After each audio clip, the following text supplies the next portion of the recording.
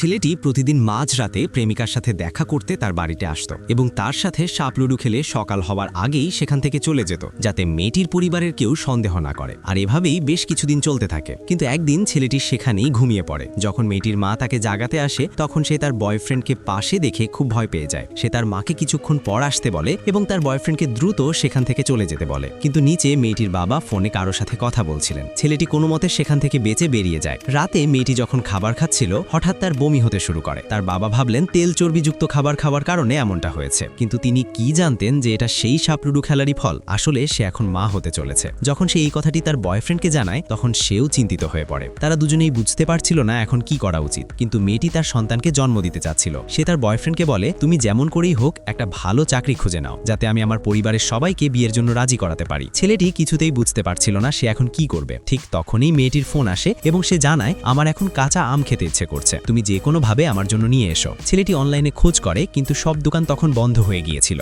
সে নিজের বাড়িতেও খোঁজে, কিন্তু সেখানেও পায় না। শেষমেশ ক্লান্ত হয়ে সে তার বন্ধুকে ফোন করে, কারণ তার স্ত্রীও গর্ভবতী ছিল। কিন্তু সেখানেও সে আম পায় না। অবশেষে সে তার প্রতিবেশীর গাছ থেকে আম পেড়ে নেয় এবং তা নিয়ে এসে তার প্রেমিকাকে দিয়ে দেয়। আম পেয়ে মেয়েটি খুব খুশি হয়। সে কিছু আম খেয়ে বাকিগুলো ফ্রিজে রেখে দেয়। পরদিন সকালে তার মা সেগুলো দেখে ফেলেন। তিনি তার স্বামীকে জিজ্ঞেস করতে যাচ্ছিলেন, এমন সময় মেয়েটি এসে বলে, আমি এই আমগুলো আনিয়েছি।